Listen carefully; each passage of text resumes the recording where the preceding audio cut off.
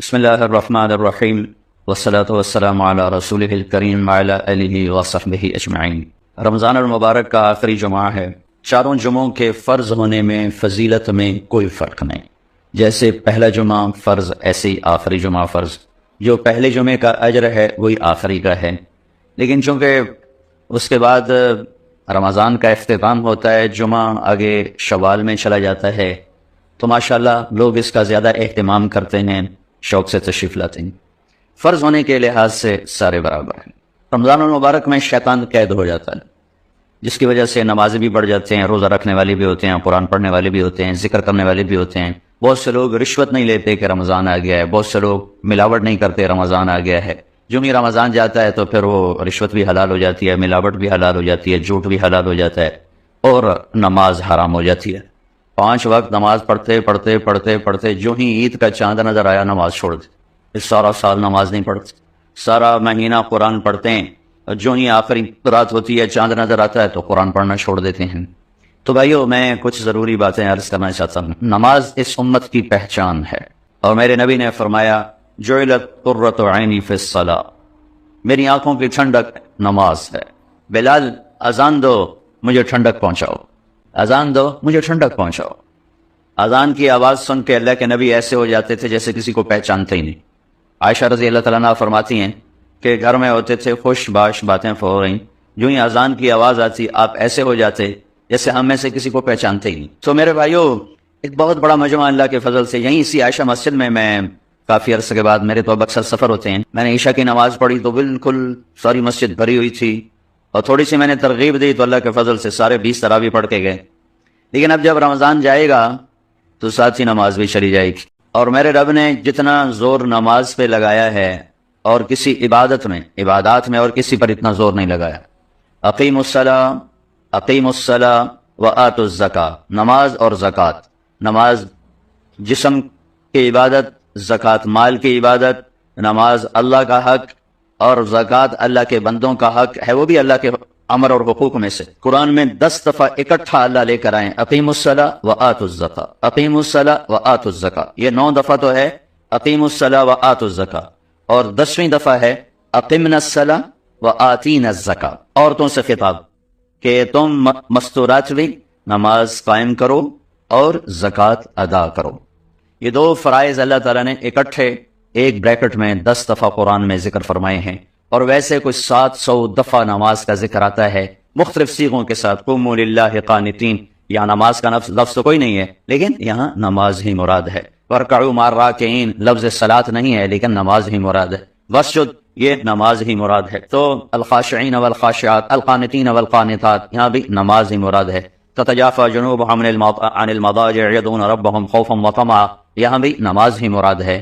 تو لفظ صلاۃ، الصلاۃ، یہ تو کوئی 67 دفعہ قرآن میں آیا ہے، لیکن نماز کا تذکرہ صراحتاً، اشارتاً، کنایتاً کوئی 700 دفعہ قرآن میں موجود ہے۔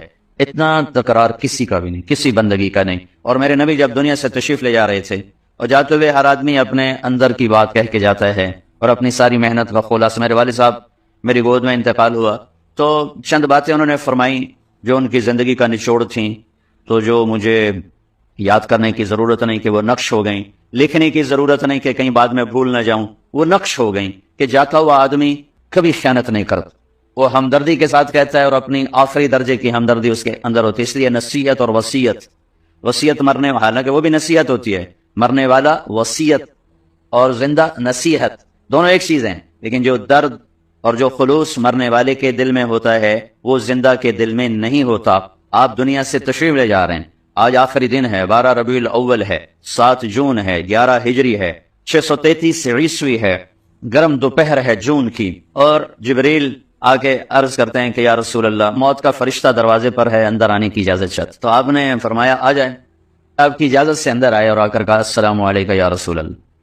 پھر کہا یا رسول اللہ، میں نے آج تک کسی کو سلام نہیں کیا، آپ پہلی ہستی ہیں جنہیں میں سلام پیش کر رہا ہوں۔ پھر کہنے لگا یا رسول اللہ، میں آج تک کسی سے پوچھ کے اندر نہیں آیا، آپ پہلی ہستی ہیں، اللہ نے فرمایا تھا بن پوچھے نہ جانا، اور اللہ نے فرمایا تھا آنا چاہیں لے آنا، رہنا چاہیں چھوڑ کے واپس آ جانا۔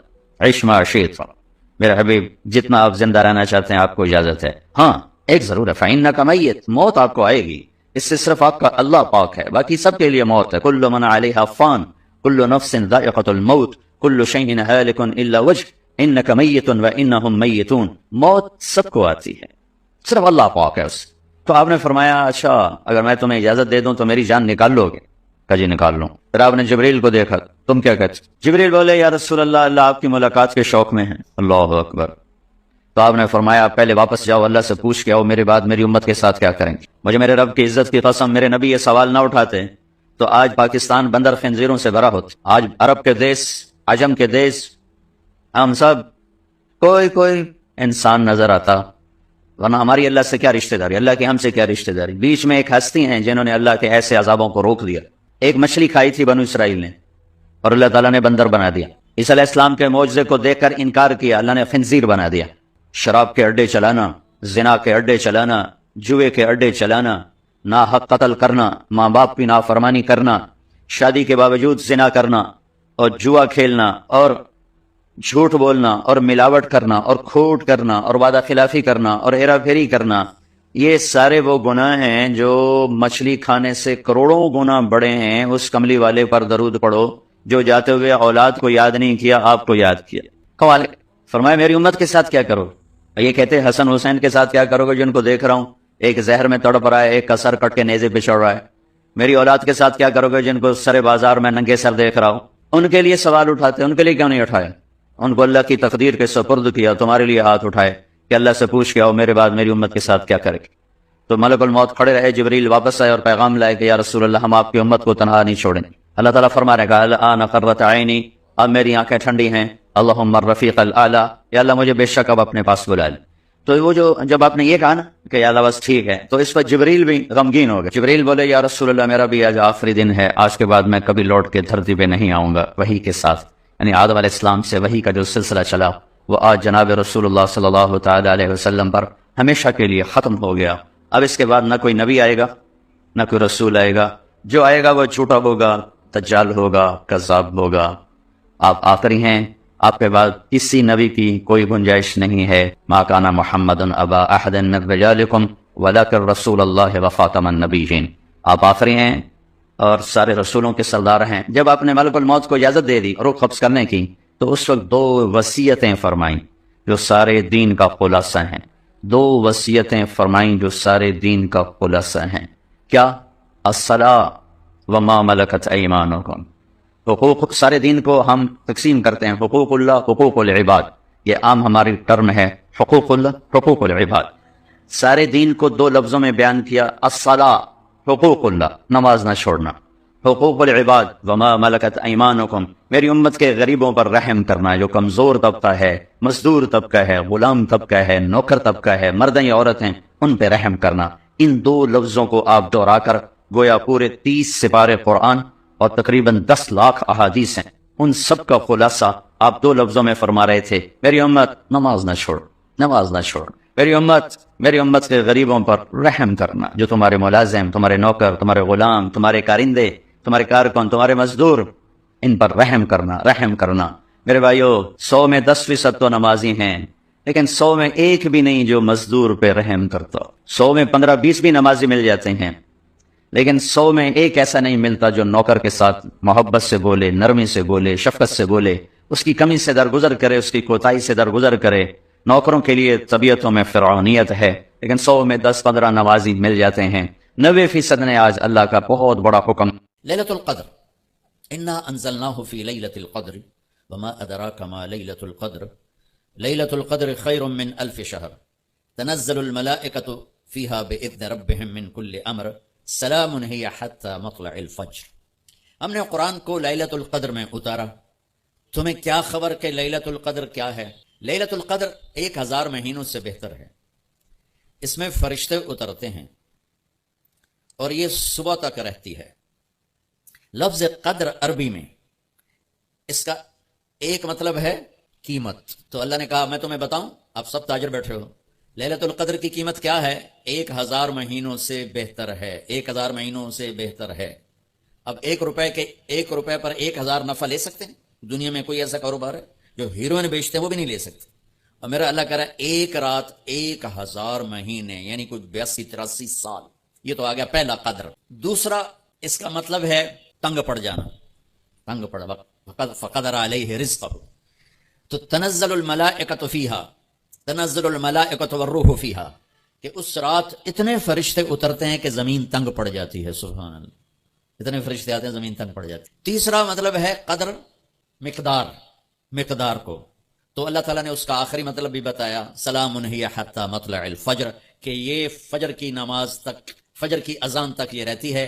تین مطلب ہیں قدر کے، تینوں اللہ نے قرآن میں کور کیے۔ قیمت کیا ہے؟ 1000 مہینوں سے بہتر۔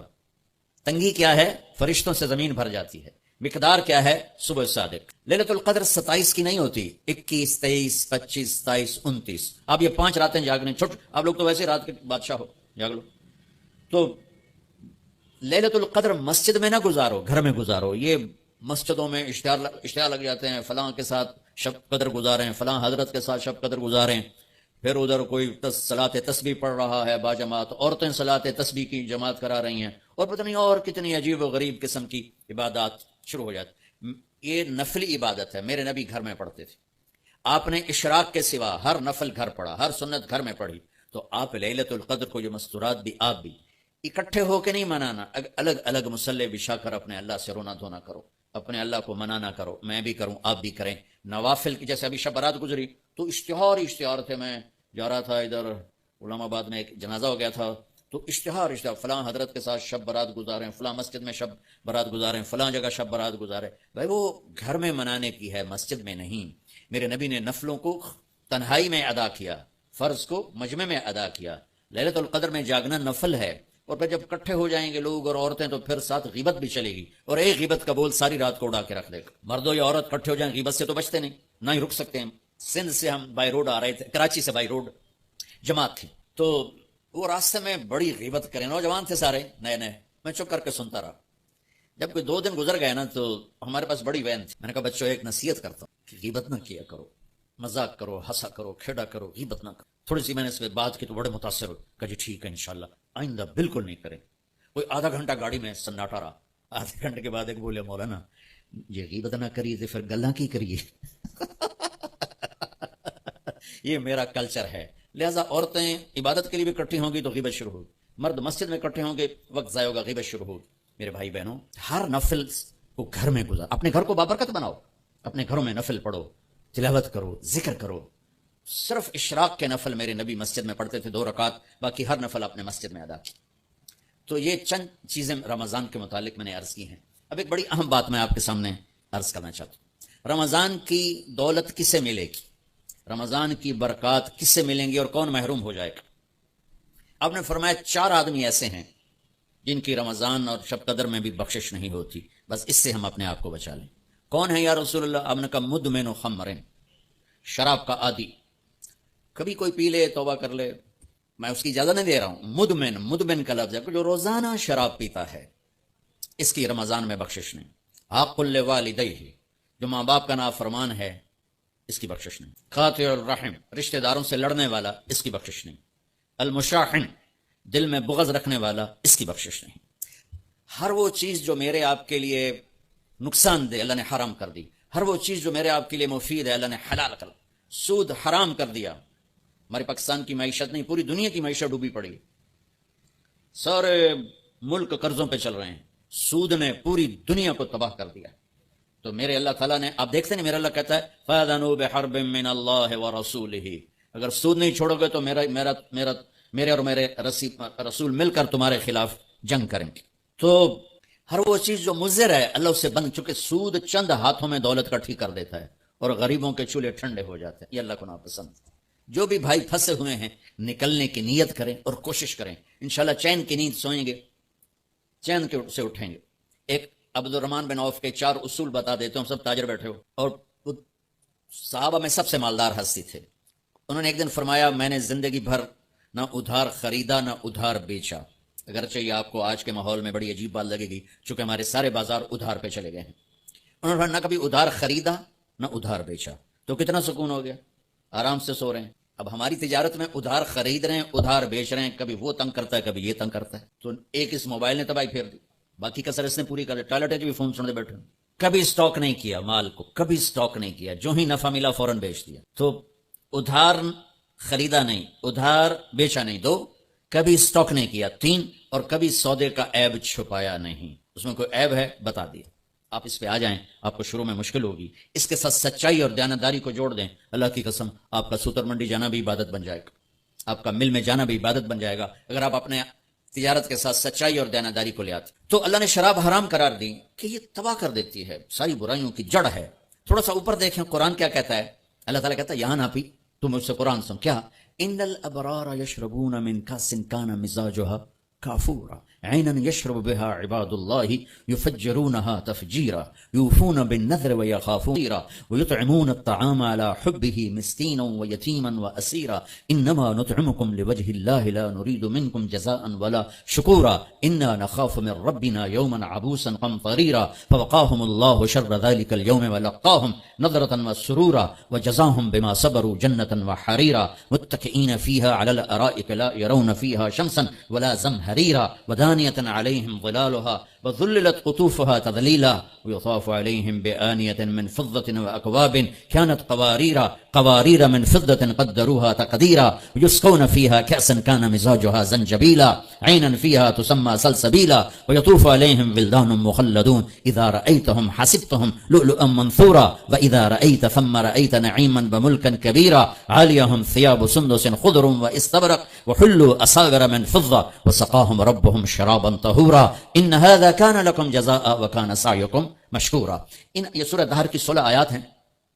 ان میں اللہ نے صرف ایک نعمت کو ہائی لائٹ کیا ہے، وہ ہے شراب، اور 3 درجے بتائے ہیں کہ جو نیک لوگ ہیں وہ شراب پیئیں گے، خود اٹھا کے سراہی اٹھائیں گے، جام میں ڈالیں گے، پیئیں گے. بوفے سسٹم، بھائی آپ پہ پاؤ تو آپ پہ کھاؤ. ہیں ان کے بھی نوکر، لیکن اللہ کیٹیگرائز کر رہا ہے کہ جو نچلا درجہ ہے وہ خود اٹھا کے پی رہے ہوں گے، کافوری ہوگی. وَيُسْقَوْنَ فِيهَا كَأْسًا كَانَ مِزَاجُهَا زَنْجَبِيلًا. اس سے جو اوپر والا درجہ ہے انہیں زنجبیل کی شراب پلائی جا رہی ہوگی. پلانے والے کون ہیں؟ ولدان مخلدون، خوبصورت خدام نوکر. پلانے والے کون ہیں؟ کہ تو اتنی مستورات بیٹھی ہیں، جنت کے حوریں. وہاں سوکن پڑا کوئی نہیں ہوگا، خوش رہو. اور میرے نبی نے فرمایا تمہیں پتہ وہ کن ہاتھوں سے تمہیں جام پکڑائیں گی کہ اگر اس کے ہاتھ کی انگلی کا یہ فنگر ٹپ سورج کو دکھا دیں تو سورج نظر نہیں آئے گا. ان ہاتھوں کے ساتھ وہ تمہیں جام پیش کریں گے. ایک وی جیسے آپ سب وی آئی پی بیٹھو نا، باقی ممبر ہی آ سکتے ہیں اور کوئی نہیں آ سکتا، تو یہ وی آئی پی ہو گئے. تو ایک اللہ کی جنت میں وی آئی پی لوگ ہیں. وہاں کیا ہے؟ وَسَقَاهُمْ رَبُّهُمْ شَرَابًا طَهُورًا. اللہ تعالیٰ کہہ رہا ہے وہاں تیرا رب خود تجھے پلائے. تو اللہ نہ کرے کسی میں یہ عادت ہو. ہے تو آنے والا رمضان ہے بھائی، توبہ کر. دوسری جو چیز ہے نا، اس کے لیے جو اللہ نے لفظ استعمال کیا وہ بڑا خوفناک ہے. حق لوالدیہ. اللہ تعالیٰ اپنے بارے میں کہتا ہے من یعص اللہ ورسولہ، جو میرے اور میرے رسول کی نافرمانی کرتا ہے. اور آق ہوتا ہے ذرا دیکھے، اس کو میں نے اتنا چیر دیا ہے کہ یہ جڑ نہیں سکتا. دیکھ لیا آپ نے؟ وہ کوئی بول لو تو صحیح، یہ اب جڑ نہیں سکتا، کسی اتنا پرزے کر دیا ہے. آقا کہتے ہیں کسی کو پرزے کر دیں، چیر کے رکھ دیں. تو یہاں بڑا خوفناک لفظ اللہ نے نبی نے استعمال کیا کہ جو اپنے ماں باپ کے دلوں کے ٹکڑے کر دے، جگر کو جلا کے رکھ دے، اس کمبخت کی پورے رمضان میں بخشش. کبھی آواز اونچی ہو جانا، کبھی سخت بول جانا فطرت ہے، انسان ہے، بشر ہیں، بچے بھی اکھڑ جاتے ہیں. لیکن ایک وہ ہے بندہ جس نے اپنے ماں باپ کے دل کو جلا کے رکھ دی. ہمارے قریبی پڑوسی ذمہ دار تھے، میرے والد صاحب کے تعلق والے، فوت ہو گئے. مجھے ملنے آئے، کہنے لگے بیٹا ہمارے بیٹے نے ہمیں اتنا تنگ کر دیا ہے، وہ آگ میں جل رہا ہو تو ہم میاں بیوی اس کے لیے دعا نہیں کریں گے کہ یا اللہ انہوں بچا لے. باپ، والد اور والدہ مل کر یہ بات کر رہے ہیں کہ اگر جل رہا ہو ہمارے سامنے آگ میں تو ہم اس کے لیے دعا نہیں کریں گے کہ اللہ اس کو بچا لے. دلوں کو ٹکڑے کر دینے والا، ماں باپ کے دل کو جگر کو چیر دینے والا، وہ ساری رات میرے نبی نے فرمایا جس نے ماں باپ کو دکھ دیا اس پہ اللہ کی لعنت، اس پہ فرشتوں کی لعنت، اس پہ زمین آسمان کی لعنت. نہ ان کی نماز قبول ہے، نہ روزہ قبول ہے، نہ صدقہ قبول ہے. میرے نبی جنت میں گئے تو آپ نے تلاوت سنی. آپ نے کہا یہ کون تلاوت کر رہا ہے؟ کہا جی حارثہ بن نعمان. بڑے حیران ہوئے، حارثہ بن نعمان تو زندہ بیٹھا ہے. اب میں آپ سپیکر کوئی مل جل کے آپ کو 1000-1200 کا مجمع ہے تو آپ کے لیے سپیکر لگا ہوا ہے. حارثہ مدینے میں قرآن پڑھتا ہے، 7 آسمان کو چیر کے آواز جنت میں چلی جاتی. ہم نے کہا وہ کیسے؟ کہا جی ماں کی ایسی خدمت کی ہے کہ جب قرآن پڑھتا ہے اللہ ساری جنت کو سناتا ہے. سبحان اللہ. اور آپ کو قرآن سے بتاؤں وَقَضَىٰ رَبُّكَ أَلَّا تَعْبُدُوا إِلَّا إِيَّاهُ. اللہ نے اپنا حق صرف ایک آیت میں بتایا. اب سننا، وَبِالْوَالِدَيْنِ إِحْسَانًا إِمَّا يَبْلُغَنَّ عِندَكَ الْكِبَرَ أَحَدُهُمَا أَوْ كِلَاهُمَا فلا تقل لهما اف ولا تنهرهما وقل لهما قولا كريما واخفض لهما جناح الذل من الرحمة وقل رب ارحمهما كما ربياني صغيرا ربكم اعلم بما في نفوسكم ان تكونوا صالحين فانه كان للاوابين غفورا. 9 جملے اللہ نے اب ماں باپ کے حق میں اتارے. 9 جملے. اگر آپ کے والدین زندہ ہیں تو اللہ کے واسطے ان کی دعا لے. ایک خاتون نے پیغام بھیجا، جی میرے خاوند انتقال ہو رہا ہے، کلمہ نہیں پڑھا جا رہا. صحابی علقمہ رضی اللہ تعالیٰ، آپ تشریف لے گئے. اب کہلوانے والے رسول اللہ اور کہنے والا صحابی. آپ نے کہا بیٹا کہو لا الہ الا اللہ. کہا جی کہا نہیں جاتا، بول رہا ہے کلمہ نہیں پڑھا جا رہا. تو آپ نے فوراً پوچھا والدین میں کون زندہ؟ کہا جی ماں. آپ نے پوچھا ناراض ہے؟ کہا جی ہاں. تو آپ نے پیغام بھیجا آپ آتی ہیں یا میں آ جاؤں؟ انہوں نے کہا نہیں یا رسول اللہ میں ہی آ جاتی.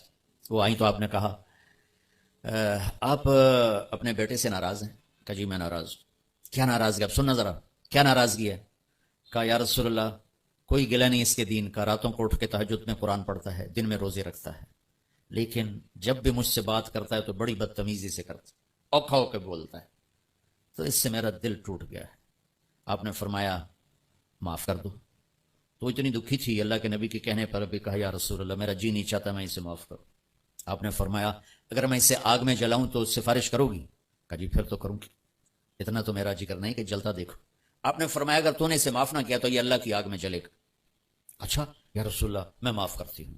آپ نے کہا بیٹا کہو لا الہ الا اللہ. اس نے کہا لا الہ الا اللہ محمد رسول اللہ، اور اس کی جان نکل گئی. پھر آپ نے اس کا جنازہ پڑھایا، قبر میں اتارا، پھر یہ اعلان کیا جس نے ماں باپ کو تنگ کیا اس پہ اللہ کی لعنت، فرشتوں کی لعنت، زمین آسمان کی لعنت. نہ ان کی نماز قبول ہے، نہ روزہ قبول ہے، نہ اس کا صدقہ قبول ہے. تو عاق لوالدیہ. تو بھائیو ماں باپ بہت بڑا خزانہ ہے. میرے نبی جیسی ہستی نے کہا کاش میری ماں ہوتی، میں ان کی ایسی خدمت کرتا کہ میں عشاء کی نماز کے مسئلے پہ کھڑا سورۃ فاتحہ پڑھ رہا ہوتا اور ادھر سے آواز آتی محمد، تو میں اپنی ماں کے لیے نماز توڑ دیتا. تو اپنے والدین کی دعا لینا بہت بڑا سرمایہ ہے، بہت بڑا خزانہ ہے. تیسرا میرے نبی نے فرمایا قاطع رحم، رشتوں کو توڑنے والا، لڑائی جھگڑے کرنے والا. میرے بھائیو اسلام پیغام میں محبت ہے، نفرت نہیں. اسلام پیغام میں اس کے ساتھ دوسرے کو بھی جوڑ دوں، المشاحن، جو دل میں کسی کے لیے نفرت رکھتا ہو، بغض رکھتا ہو، کینہ رکھتا ہو، حسد رکھتا ہو، ان سب کے لیے جنت کے دروازے بند ہو جاتے. پوری دنیا کے انسانوں کی مشترکہ ڈیمانڈ عزت دو، محبت دو، درگزر کرو. یہ ماسٹر کی ہے. جیسے یہ جاتے ہیں نا حرم شریف، تو بڑے بڑے ہوٹل بن گئے، کتنے 100 ہزاروں کمرے ہیں، تو ہر کمرے کا ایک وہ کارڈ ہوتا ہے جس سے وہ کھل جاتا ہے، لیکن ایک کارڈ عملے کے پاس ہوتا ہے جس سے سارے کمروں کے دروازے کھل جاتے ہیں. پوری دنیا کے مرد عورتوں کے دل ایک کمرہ ہے، اس پر دروازہ لگا ہوا بند ہے، اس کی جو چابی ہے نا وہ محبت ہے. ماسٹر کی محبت دو، عزت دو، احترام دو، کوئی خطا ہو جائے معاف کرو. اگر یہ صفت نہیں ہے تو رمضان کے روزے بھی معاف نہیں کروا سکیں. نکالو. اب تو اتنے حالات ہیں کہ متوسط طبقہ بھی زکوٰۃ کا مستحق ہے. اپنے زکوٰۃ سے بڑھ کے نکالو، کیونکہ زکوٰۃ دینے والا بخیلوں سے تو نکل جاتا ہے، لیکن سخیوں میں داخلہ اس سے اوپر کرے گا تو ہوتا ہے. 2,500 دے دیا نا 1 لاکھ میں سے، تو اب آپ پہ بخیل کا لیبل نہیں لگے گا، لیکن سخی کا بھی نہیں لگے گا. اوپر 54 خرچ کر دو تو ایک سٹیپ آپ آ جائیں گے. سخی بن کے زندگی گزارو. لوگوں پہ خرچ کرنے کا مزہ بہت ہے، جوڑنے کے مزے سے زیادہ لگانے کا مزہ ہے. تو رمضان آ رہا ہے، خرچ کریں، زکوٰۃ سے بڑھ کر دیں. انتہائی ضرورت مند ہیں ہمارے